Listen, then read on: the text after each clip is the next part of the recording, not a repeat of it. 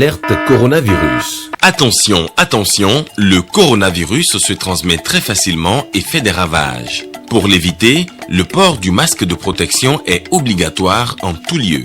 Dans l'administration publique ou privée, dans les réunions, les rencontres, dans les marchés, les magasins, les boutiques et lors des déplacements, le port du masque est obligatoire. Même dans les lieux privés, dès lors que l'on n'est pas seul, le masque doit être le fidèle compagnon. Mais attention, le port de masque de protection ne dispense nullement d'appliquer les autres mesures de prévention, notamment le lavage des mains à l'eau et au savon et l'observance de la distance de sécurité sanitaire d'au moins 1 mètre entre personnes. Enfin, s'abstenir de porter des gants en vue du lavage régulier des mains à l'eau et au savon ou de l'application de gel hydroalcoolique. Pour tout savoir sur l'épidémie du coronavirus au Bénin, rendez-vous sur le site web www.gouv.bj/coronavirus.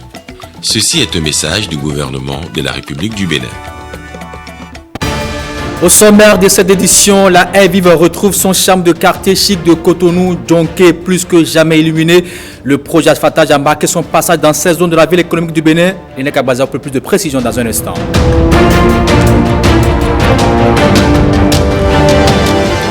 De l'appui au combat du gouvernement contre la Covid-19, il vient de l'ONG Perspective Action Communautaire pour l'Enfance, des dispositifs de protection pour 6 communes du Bénin.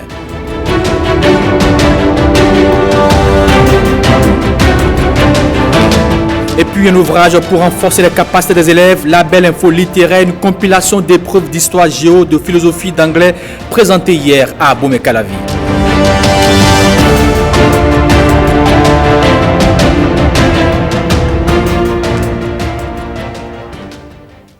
Bonjour à vous et merci de prendre le rendez-vous de 13h. On prend la direction de la Marina pour ouvrir ce journal. L'ambassadeur de la France près le Bénin est en fin de mission. Véronique Brumeau a été reçue en audience par le président de la République. Elle a à l'occasion revenu sur son bilan. Elle était à la tête bien sûr de l'ambassade de la France près le Bénin. Voici son extrait.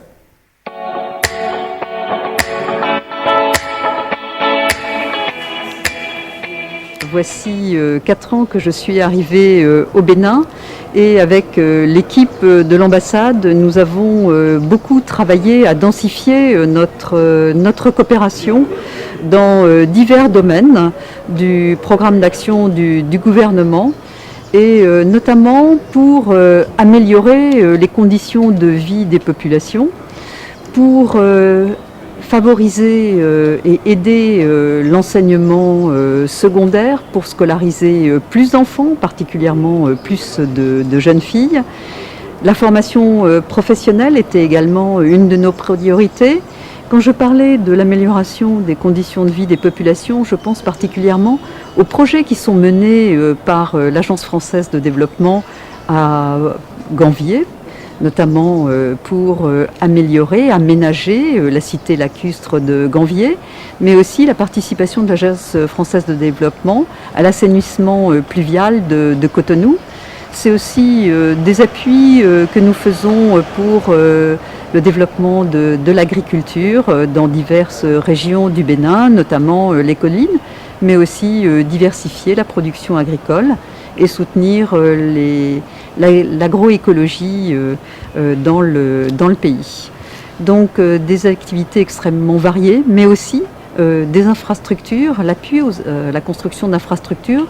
Et là, je pense à la construction d'une centrale électrique, ce qui est solaire.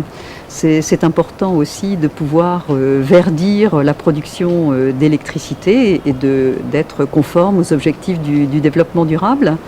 Donc cet aspect-là tenait à cœur aux autorités parce que sans énergie, c'est très difficile de conduire des activités industrielles ou même pour la population de bénéficier de bons réseaux électriques. Donc nous avons évoqué tous ces sujets, l'état d'avancement des projets que la France mène ici au Bénin. Nous avons évoqué aussi les questions de développement du tourisme et évidemment les restitutions de 26 œuvres du patrimoine du Bénin qui reviendront prochainement au pays. Ça m'a fait un grand plaisir de revenir au Bénin, étant donné que j'avais servi comme conseiller culturel dans ce pays il y a 20 ans, et de voir tous les changements du pays intervenus dans le pays pendant ces 4 dernières années. Plus d'activités. On voit ce qui se passe dans l'aménagement des rues, des villes. Je suis allée récemment jusqu'à Abomey. On est passé par Boïcon, Abomey. Ça a terriblement changé et ça va améliorer la circulation, non sellement pour la commercialisation des produits, mais aussi faciliter les déplacements, notamment des élèves qui se rendent d'une ville à l'autre. Donc tout ça va dans le sens de l'amélioration des conditions de vie des populations. Peut-être un dernier point sur la jeunesse. L'éducation des jeunes, et je vous le disais, nous tient à cœur. Nous avons plusieurs projets et à travers l'ensemble des projets que nous avons, que ce soit dans le domaine directement de l'éducation ou alors dans le domaine de l'appui social, on atteint 80 000 jeunes, dont 40 000 jeunes filles qui sont donc bénéficiaires de nos projets. Et nous leur accordons toute notre attention, comme vous le voyez, parce que la jeunesse au Bénin, ce sont les Béninois de demain. Après avoir quitté le chef de l'État, Véronique Brumeau s'est rendue à la Cour constitutionnelle. Elle a été reçue là-bas aussi en audience par le président de l'institution. On l'écoute. Elle est arrivée au Bénin en 2016. 4 ans durant, Véronique Brumeau a pleinement accompli ses fonctions diplomatiques françaises près le Bénin. Une mission qui atteint ainsi son apogée. Avant son départ du pays, elle vient aujourd'hui faire ses adieux au président de la Cour constitutionnelle, professeur Joseph Ifamin Djokbenou. Occasion pour les deux personnalités de faire le point de la coopération bilatérale qui a existé entre les deux pays durant ces 4 dernières années. Véronique Brumeau quitte Cotonou très satisfaite. À sa sortie d'audience, la diplomate française n'a souhaité faire aucune déclaration à la presse. À présent, la politique, la tournée d'évaluation des recentres communales et la mise en œuvre du PAG de la Direction nationale de l'UP et l'Union progressiste se poursuit dans les régions du département de Lomé du Plateau. Ce mardi, une délégation de dirigeants de l'organisation était à Ifaï. Bressi-Ungbo, Guillaume Avienou pour plus de précisions. L'Union progressiste est un grand parti. Et vous avez bien fait, très bien fait de le choisir. Dans la commune d'Ifaï, vous êtes de bons représentants de l'Union progressiste. Les résultats des dernières élections communales le montrent amplement. Mathurin Kofi Nago, ex-président de l'Assemblée nationale et membre du bureau politique de l'UP, l'Union progressiste à Ifaï. Un déplacement du porte-parole du président du parti Bruno Amoussou pour exprimer de vive voix les reconnaissances de l'organisation à ses militants d'Ifaï. Le travail de ceux-ci a en effet contribué aux résultats obtenus par l'UP, arrivé premier au terme des dernières élections communales. L'UP a eu la majorité dans tous les arrondissements. Et à la fin, nous avons totalisé 16 conseils sur les 25 qu'il faut devait fournir. Donc nous avons une large victoire dans tous les arrondissements. Les dirigeants de l'UP sont non seulement venus faire le bilan des communales de 2020 avec les membres de la coordination communale du parti à Ifaï, mais surtout passer avec eux en revue les réalisations du PAG, le programme d'action du gouvernement. Le parti appartenant à la mouvance présidentielle s'inscrit dans la continuité après 2021 et voudrait déjà recueillir les propositions de ses militants à la base pour la préparation du PAG pour les 5 prochaines années. Nous avons été très satisfaits des résultats et nous estimons qu'à ce niveau, nous ferons tout pour renforcer ce qui a renforcé beaucoup le taux de participation. Ici, nous avons eu environ entre 50 et 60% du taux de participation et on veillera à ce que ça augmente un peu plus. Ils ont énuméré un certain nombre de choses. Le point angulaire, c'est la bretelle Aïta-Igolo qui devait être prise en compte. Et ils estiment que comme ça ne marche plus, on les a rassurés que, étant donné que c'est prévu, ce sera fait. Sinon, les perspectives, on les aura très bientôt pour reverser dans le projet de société de notre candidat. Et nous sommes en état de veille permanent pour que véritablement les choses se passent bien. Un état de veille qui va être assuré localement par les structures décentralisées du parti à naître sous peu selon la carte administrative des communes. Allons à présent dans la cité des Passés à la demande du gouvernement, l'entreprise en charge des travaux de construction de la marina de Djegbadji. Après ces quartiers à Ouida, c'est un projet touristique et culturel dont la mise en œuvre a nécessité le délogement de certains riverains. Ce 1er septembre, ces derniers ont reçu des chèques en guise de dédommagement. Nikano Kovi, NSTTGO. Dans l'attente du dédommagement, ils touchaient du bois. Aujourd'hui, c'est un chèque qu'ils touchent. À Djegbadji, arrondissement de Ouida, le projet Marina a exproprié des présumés propriétaires terriens. Mais le geste du jour vient sécher leurs larmes. L'étape qui nous réunit ce jour est une étape décisive et déterminante dans le processus d'expropriation, puisqu'elle parachève le processus à son étape administrative. Elle devra permettre d'entamer le processus à son étape judiciaire. Un grand jour pour le conseil communal de la cité historique, médiateur social dans ce processus de dédommagement. Je voudrais dire ma joie et la joie de toute la population de Ouida et demander aux différentes personnes en leur qualité respective de transmettre à leurs responsables hiérarchiques et au gouvernement en général la satisfaction et la joie des populations de Ouida. Le soulagement des bénéficiaires, c'est encore ces derniers qui savent le mieux l'exprimer. Avouons que ça n'a pas été facile pour nous, mais Dieu seul a su conduire la séance jusqu'à aujourd'hui où chacun de nous rentre en possession du chèque. Cela vient d'être fait. Chacun de nous prend la hauteur de l'action qui vient, n'est-ce pas, d'être réalisée. Et c'est pour la bonne cause. Ces propos, expression d'une adhésion des populations au projet de la Marina. Un projet porteur d'une valeur ajoutée au pluriel selon ses chevilles ouvrières. Il s'agit d'un pôle de développement touristique très important, à la fois aboutissement du parcours mémoriel qui aura commencé depuis le fort portugais en passant par la route de l'Esclave, avec le bateau négrier qui sera vraiment l'étendard de cette marina, des hôtels, les jardins du souvenir, le village artisanal. Ce sera donc un pôle économique, un poumon économique pour toute la ville de Ouida. Avant l'exploitation, la construction. Et avant la construction, le dédommagement des expropriés.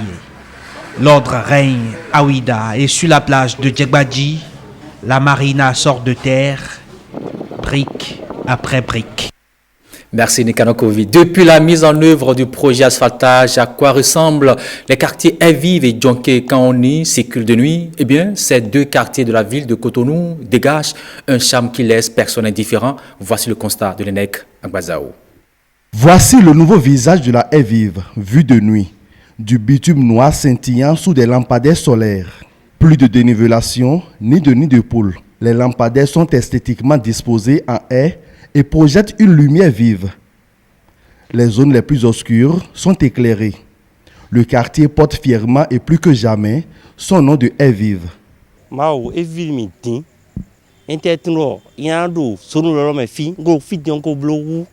Nous sommes très contents, c'est du jamais vu. Avec ces travaux, la sécurité est assurée. Cette zone résidentielle a retrouvé ses attributs de quartier UP. Les expatriés circulent de nuit et en toute sécurité. Le président travaille, force à lui.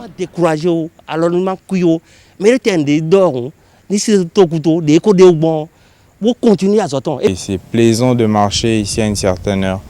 C'est vraiment dégourdissant.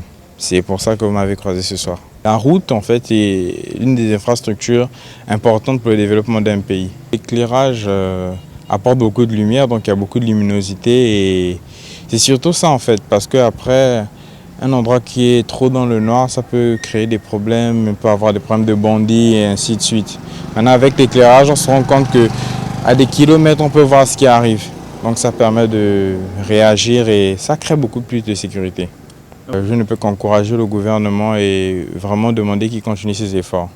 Je remercie beaucoup notre président, M. Athanas Patrice Talon. Ils ont fait la route, la voie est si jolie. Et si tu rentres dans la haie vivante, c'est joli, c'est le petit Paris. Vraiment, j'ai aimé. Et puis, ça fait qu'il y a la sécurité. À plusieurs enjambées de la haie vive, nous voici à Djonké, l'un des quartiers les plus célèbres de la ville de Cotonou. Cosmopolite, populaire et populeux. Ici aussi, les rues ont subi un toilettage avec un accompagnement de taille. L'éclairage, l'insalubrité et le banditisme de nuit relèvent désormais du passé. Le quartier était un quartier de désordre, il y avait des ordures un peu partout, tout ça là. Il y avait un ancien caniveau, les gens faisaient leurs besoins dans ce caniveau. Donc, ce caniveau a été supprimé, la voie est passée par là, donc il y a la lumière, tout ça là, donc beaucoup de choses ont changé. Quand les gens veulent commettre des désordres, quand ils voient la lumière, ils ne peuvent plus commettre ces genres de désordres. Donc, avec la lumière a fait que les gens sont obligés de craindre et de ne pas commettre leurs forfaits. Je voudrais remercier le président Patrice Talon et son gouvernement pour les actions qu'ils sont en train de faire pour notre pays, le Bénin. Et je les encourage.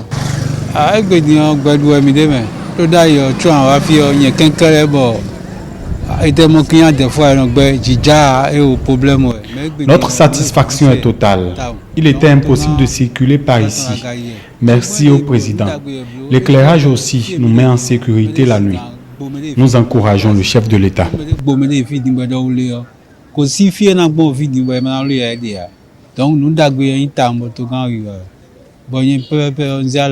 Déjà, le président Patrice Talon, pour moi, est mon idole. Je vais le dire clairement, il est mon idole. C'est un président que j'admire beaucoup. C'est un président africain à féliciter, un président africain à encourager. Il n'y avait pas de goudron, il n'y avait pas d'éclairage. C'était bizarre. J'ai constaté que tout a changé. Toutes les rues sont goudronnées, les voies sont éclairées. Au Bénin, on ne peut plus marcher sur la poussière. Non, non, non. Toutes les rues sont quasi goudronnées. Là où il n'y a pas le goudron, on va trouver les pavés. Là où il n'y a pas les pavés, on va trouver le goudron et l'éclairage public est presque dans toute la ville. Je suis sincèrement satisfaite. C'est changé parce qu'avant ce n'est pas comme ça. Maintenant il y a la voie, ampoule, quoi, tout. Maintenant tu vas venir là-bas, tu seras content. Ce n'est pas comme avant. Je remercie le président Patrice Talon. Il est bien fait parce que c'est lui qui nous menait ici, là c'est venu propre maintenant. Donc on la remercie. On la remercie bien même. Moi, pour ça que je vis là, c'est bon. Ici, maintenant, c'est comme en Europe. L'ingénieux projet asphaltage du gouvernement du Nouveau Départ fait changer la physionomie des rues. Et ce sont les citoyens qui s'enorgueillissent. On va à présent descendre dans les collines où les autorités du ministère en charge de l'énergie ont procédé à la mise en service du réseau électrique à Bété-Koukou et Awaya. C'est bien sûr dans la commune de Dassazoumé. L'électrification rurale dans ces deux localités prend une allure avec de nouvelles extensions de l'énergie. Bruno Swali et Varis Zomaon. Avant, on travaillait dans l'obscurité, disons dans l'obscurité, parce que c'est avec les lampes torches à pile qu'en même temps, on travaille, on fait l'accouchement et c'est la même personne qui gardait la lampe torche au niveau de son cou pour pouvoir travailler. 30 ans de soins sanitaires dans le calvaire et à la lumière d'une lampe torche les nuits, situation solutionnée aujourd'hui par l'installation de cet ouvrage d'électrification solaire dédié au centre de santé de Bété-Koukou, arrondissement de Akofo-Djoulé, commune de Dassazoumé. La mise en service de ces équipements vient booster la qualité des services sanitaires de ce centre. Aujourd'hui, on est plus à l'aise avec l'éclairage. Donc, c'était jamais éclairé. On vivait dans l'obscurité, on travaille en sécurité et nous-mêmes, on a envie de travailler dans la nuit. L'éclairage par l'énergie solaire a permis non seulement d'éclairer, mais aussi de disposer de réfrigérateurs pour éventuellement conserver les médicaments. Pour sortir le centre de santé de Bétékoukou de ses longues années d'obscurité, c'est un dispositif doté d'un générateur photovoltaïque qui a été installé. Un grand soulagement pour les agents de ce centre de santé qui peuvent désormais administrer des soins aisément aux patients de jour comme de nuit. Comme vous le savez, Monsieur le Président de la République a dit dans son discours d'investiture que l'énergie doit être comme le sang qui coule dans les veines de chaque population et que partout où nous nous trouvons sur toute l'étendue du territoire national, nous avons droit à de l'énergie de qualité. Je vais vous présenter rapidement l'ouvrage qui a été réalisé, qui est un générateur solaire photovoltaïque autonome pour le centre de santé de Bétékoukou.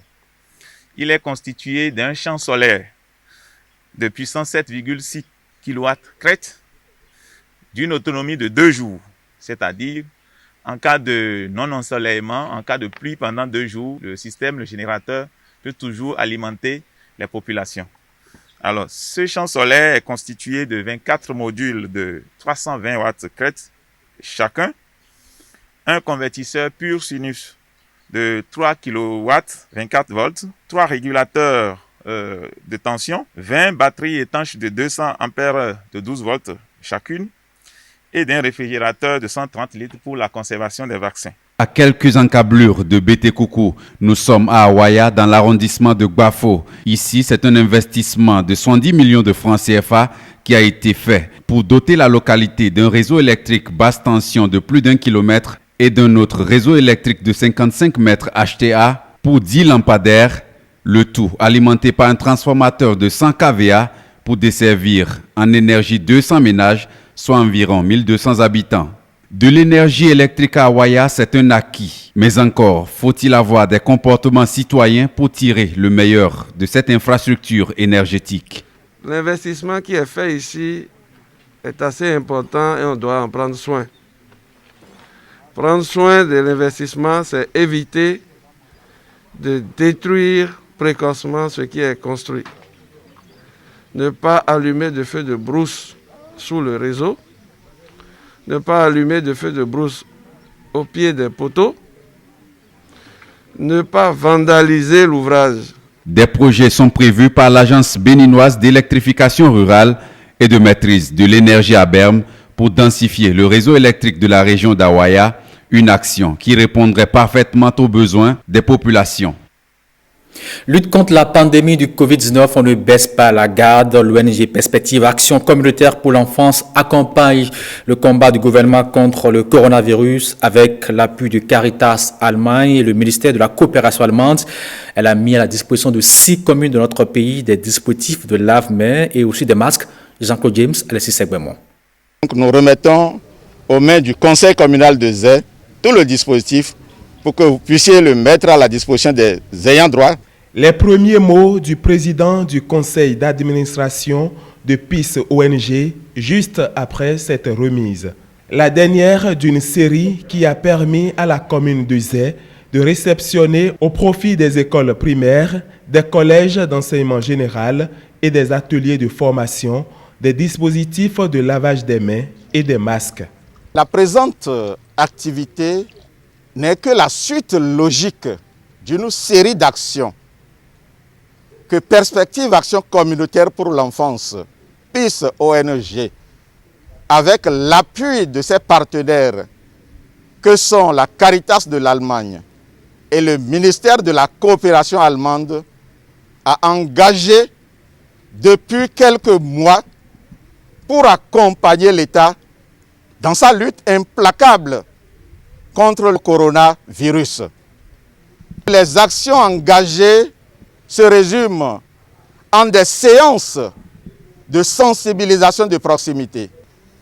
Il faut ajouter qu'en plus de ces séances de sensibilisation engagées dans toutes les communes d'intervention de PIS, ONG, nous avons mis à la disposition de ces communes 370 dispositifs de lave-mains, 1700 masques pour les apprentis, 1850 litres de savon liquide pour l'efficacité de lavage de mains. De ce lot de matériel, Zé a eu droit à 69 dispositifs de lavage des mains, 345 litres de savon détergent à raison de 5 par dispositif et 300 masques. Au nom de la population de la commune de Zé, une fois encore, on vous remercie. Nous prenons l'engagement devant vous, devant tous les responsables ici présents, que nous allons suivre au niveau de toutes les écoles, au niveau de tous les CG, l'usage de ces dispositifs pour la bonne santé de nos populations. Dobo, Djakotome, Toribosito, Zé, Pomancé et Soava sont les 6 communes bénéficiaires de cette action de perspective action communautaire pour l'enfance, PIS ONG. Avec plus de 22 millions de francs CFA, elle a pu toucher 138 écoles primaires publiques, 19 collèges d'enseignement général et 51 ateliers de formation professionnelle. Label Info littéraire, c'est le nouvel ouvrage pour renforcer les capacités des élèves. Il est composé d'épreuves d'histoire, de géographie, de philosophie et d'anglais. Le promoteur de l'ouvrage l'a présenté hier à Boumekalavi, Bled Adampo, Jérôme Humbo et Alexis Segbemon pour plus de précision. Label Info littéraire renferme les connaissances exigibles en histoire, géographie, en philosophie et en anglais. Voilà le sésame pour les élèves des classes de terminale A, B, C et D. Label Info littéraire est le tout premier label info qui renferme d'excellentes épreuves entièrement corrigées. Une fenêtre d'apprentissage s'offre aux élèves et aux enseignants à travers les révisions intitulées « Essentiel à retenir ». Essentiel à retenir est un raccourci efficace pour les révisions. Vous avez été nombreux à saluer cette innovation. Label Info littéraire vient s'ajouter à une collection qui, depuis des années, fait ses preuves. Biobac, qui est une compilation d'exercices et d'épreuves de SVT entièrement corrigées. Label Info primaire, qui renferme les épreuves de dictée, de lecture, expression écrite, ES, EST et de mathématiques entièrement corrigées. Label Info secondaire, c'est une compilation des épreuves de mathématiques, de PCT et de SVT entièrement corrigées. Au regard de vos multiples témoignages de satisfaction, nous sommes persuadés qu'un élève qui s'approprie Label Info ou Biobac doit obligatoirement trancher toutes les évaluations et par conséquent passer en classe supérieure ou avoir son diplôme. Pour les enseignants, nul doute, Label Info littéraire et les autres collections ouvrent le portail à un résultat convaincant. Convaincant de ce que les apprenants qui auront donc à l'utiliser seront satisfaits, convaincant de ce que les acteurs éducatifs et également les parents, n'est-ce pas, d'élèves qui vont s'en approcher verront qu'effectivement, ils ont tout à gagner à acheter ce document-là. Label Info littéraire comporte 2 choses essentielles sur lesquelles je voudrais insister. La première chose est que c'est un outil pédagogique d'un apport important pour les enseignants, comme pour les apprenants évidemment. La deuxième chose, c'est le contenu. Pour le praticien de philosophie que je suis, je crois que vous avez donc essentiellement des résumés de cours bien faits. Vous avez des épreuves bien sélectionnées, suivi de leur corriger. Il y a donc tout pour réussir, notamment pour les candidats des séries A, B, C et D. Et je le recommande vivement à ces apprenants, aux parents, de le consommer sans modération. Label Info en général, c'est un document qui marche très bien. Ça coule comme de l'eau dans le mono là-bas. Ils ont adopté Label Info et Biobac. C'est pourquoi nous, au mono là-bas, nous sommes les premiers pour le bac. À bon vin, point d'enseigne, pour avoir parcouru ce document dans ses détails les plus profonds, je peux vous dire que nos apprenants ont aujourd'hui ce dont ils ont besoin pour réussir leur apprentissage en anglais, en histoire, géographie et en philosophie. Je trouve que c'est la toute première fois que moi je vois un document de cette nature et qui associe les solutions et en anglais, en histoire, géographie et en philosophie. Je crois que c'est très intéressant et je le recommande vivement. À travers ce document d'une qualité pédagogique irréprochable, le professeur Emmanuel Guindéou vient d'ajouter son grain de sel à la promotion de l'excellence. Stop et fin pour cette édition de la mi-journée, mais cela va suivre. Surtout, n'oubliez pas de mettre vos masques et laver surtout les mains. Bonsoir chez vous.